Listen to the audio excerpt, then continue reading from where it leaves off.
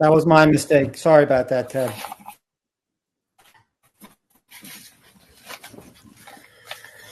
All right, can you hear me? Fire away.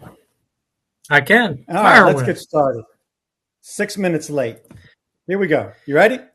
Welcome to ready. episode 6 of the Grumpy Brothers Sports Show on Millions.co. I am Chris Ludvigson, joined by Ted. Say hey, Ted. Hey. Hey. Thank you to our listeners. Please check out our weekly podcast on Apple Podcast, Spotify, or Odyssey.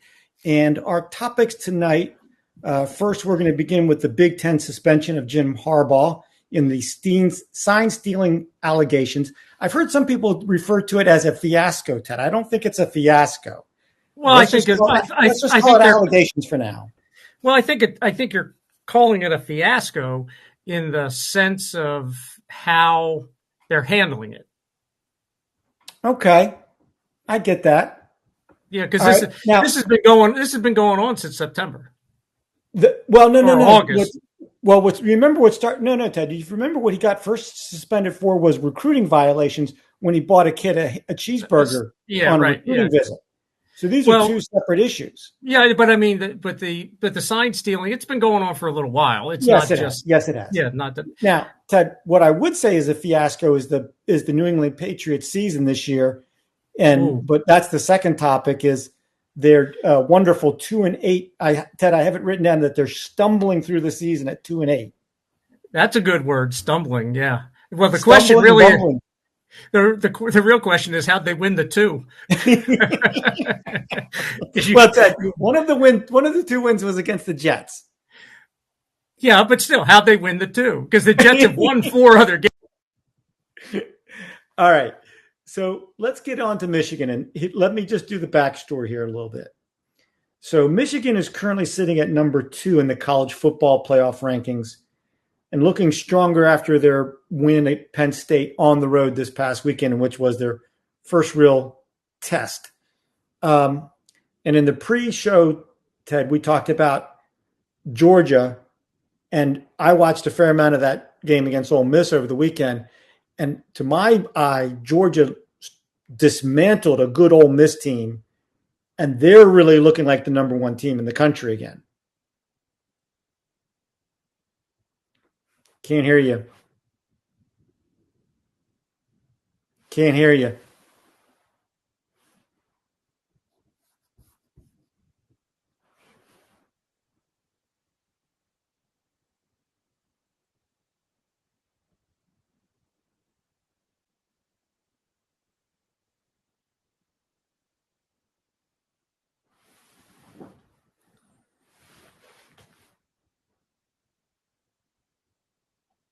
Can you hear me, Ted?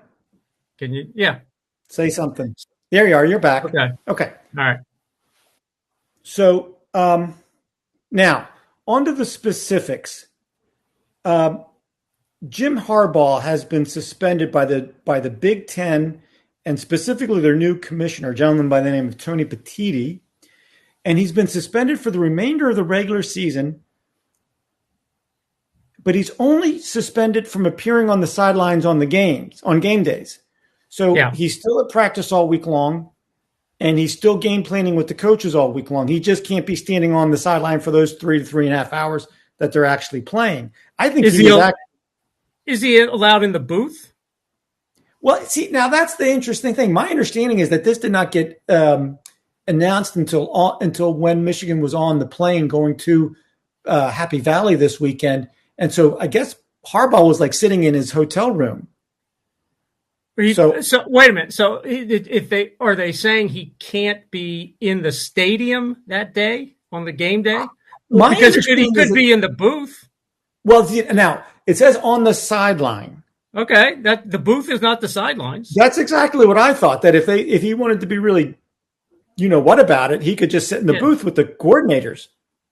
Or you think he's not on his cell phone with the coordinators? You would think so. Think so. Okay.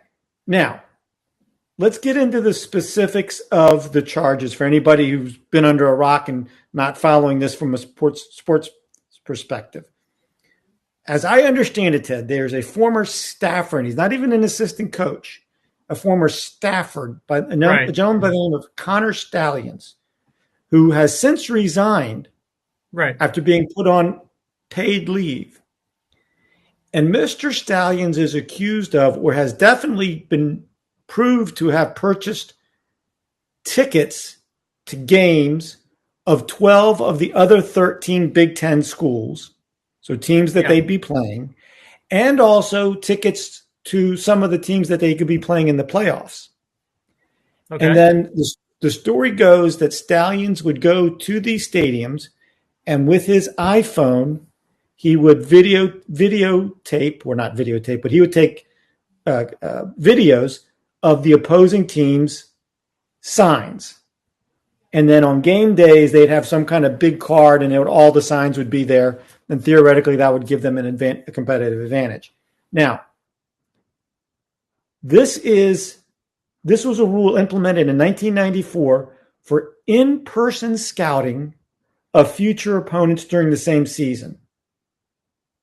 And my understanding is that this was implemented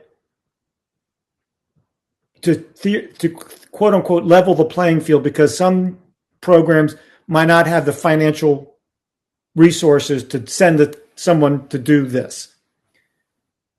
So my understanding is that the other Big Ten teams and schools were like beating down the door to the Big Ten commissioner saying, you got to do something about this now. Don't wait for the NCAA. And the Big Ten commissioner used the sportsmanship clause to say that they were not playing fairly, and that was the reason that he allowed to suspend Harbaugh. All of that as a backdrop. Ted, your thoughts on, is this the right thing to do, the wrong thing to do? Start from wherever you want to start. Can't hear you.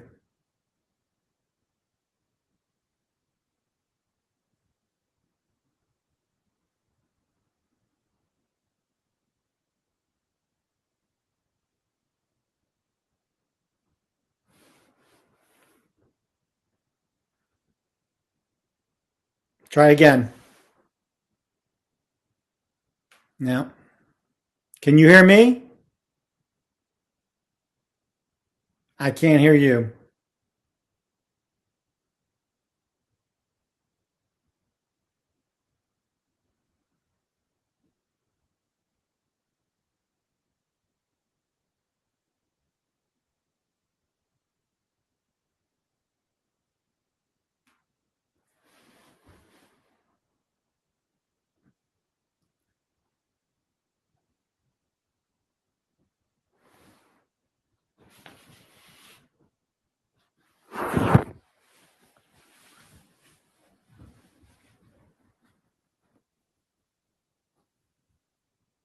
Tell me when you're ready to try again.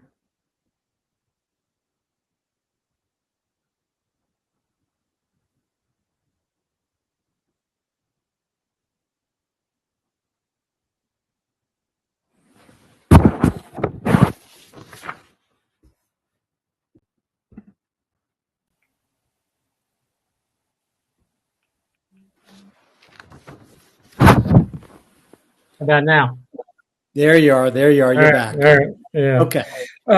So to answer your question, sort of, my first question is anybody in the Big Ten still using signs? I thought they called everything in with microphones. No, Ted. That's one of the things that's been discussed from a lot of people I've heard talking about this is, with all of the money in the NCAA these days, it would be very easy to do what the NFL teams did, put the radio in the helmets. Yeah, I didn't even realize anybody was still using the signs.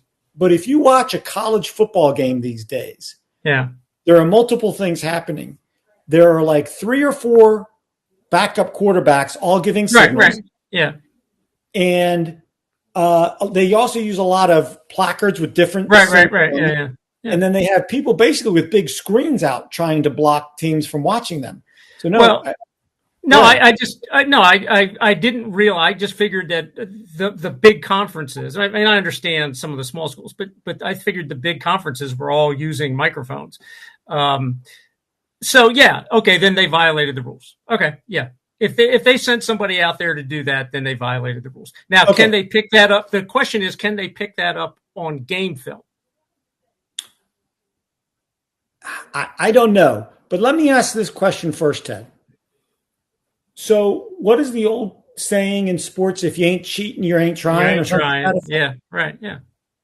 Do we think it's likely or unlikely that every team in America is doing something like this, but maybe every team in America is simply trying to do it either from game tape or as the game progresses, they're trying to do it? Both. Yeah. Both. Right. Because there was a story that came out where Ohio State and Rutgers apparently last year sent their film to Purdue prior to the Big Ten. Right. So Big Ten championship game. So that Purdue could try and gather the sign information from Michigan. Right. So, yeah, I mean, yeah, they're all doing it. It's just a question of, I guess, nobody else sent somebody on the road to scout ahead of the teams that they were coming up with. Okay, so let me ask this question then. If we're agreed on that, and we're agreed that every school, and so, but the difference is, to me, this is sort of like in baseball, when you're standing on second base. Yeah. Back in the old days before when the catchers gave the signals of series of signals. If you could stand on second base and through a couple of pitches, figure out their sequence. Yeah. And give the signal to the batter. That's fair. That's fair, sure, right?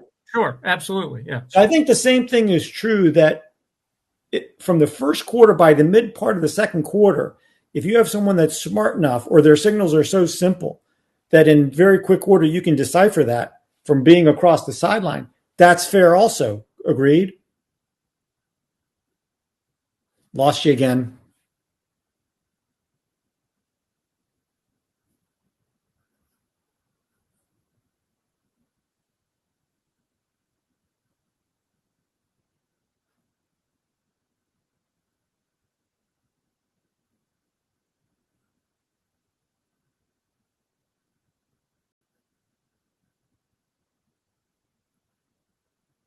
Can you hear me?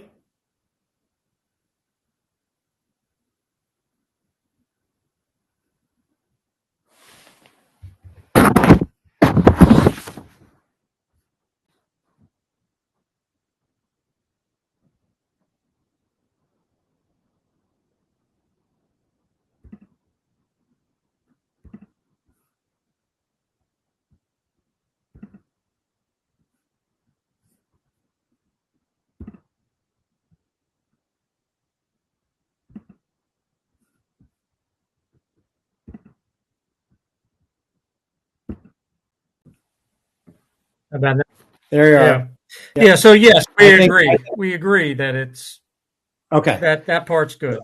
That if you're just picking up during a game, it's all good. Okay, so here's the next question then. If we agree that, for lack of a better term, boys will be boys and we're going to try and cheat to try and win, right? Yeah. Okay. And Ohio State has probably done as equal of going over the edge as this is. Would we agree? Probably. Okay. Yeah. So here's the question. What has Jim Harbaugh done in his 4 or 5 years at Michigan that has so upset the Big Ten that they're now coming after him with this level of apparent animus? Well, I mean, other than winning. Okay, so if winning was the factor, 5 years ago, everybody would have been turning in everything on Ohio State because they were winning at the level that Michigan is now. Well, I think it's this because they're Michigan. They shouldn't have to do this. You know what I mean? If nobody else is doing it, if nobody else, because Ohio State has plenty of money, they could send somebody to the games and do the exact same thing. And if they're not doing it, and he's the only one doing it, then, I just think that's they feel that's clearly it's a violation of the rules. So,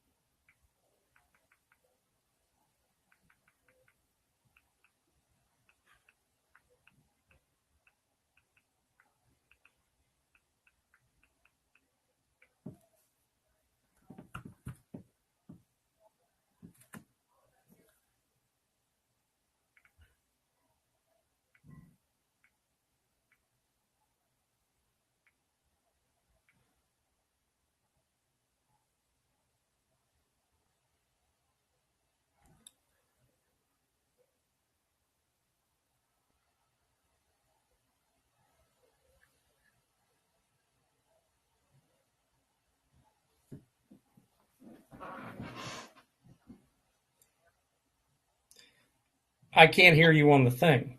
You've been talking for a couple minutes and nothing. Yeah. Okay. This is clearly my bad connection. Yeah, well, there's something going on there, because when your connection is clear, everything's fine. And then when it starts to drift, that's when I go away. Yeah. And then this is the first time it clicked off for you. Yeah.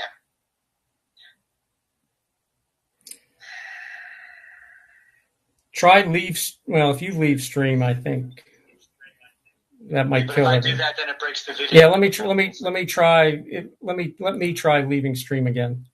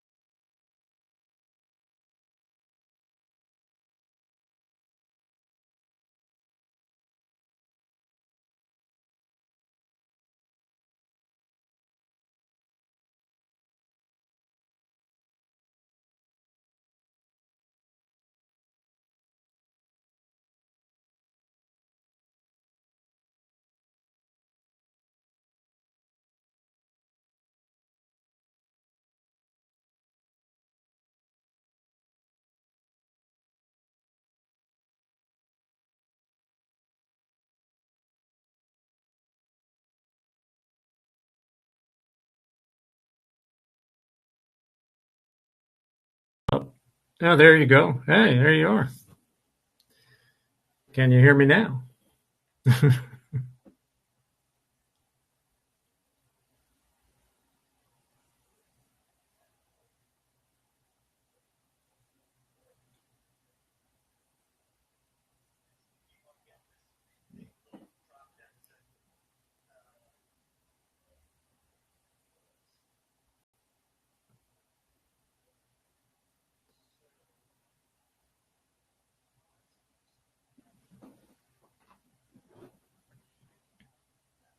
Uh-oh.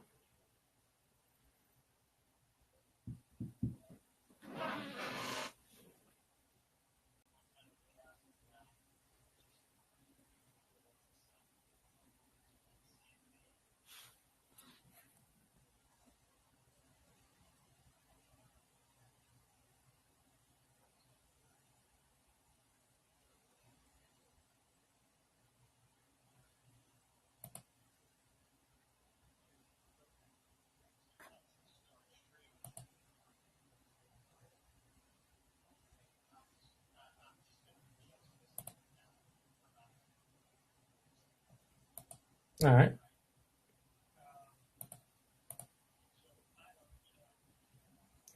Well, I have a suggestion. I have a suggestion. Is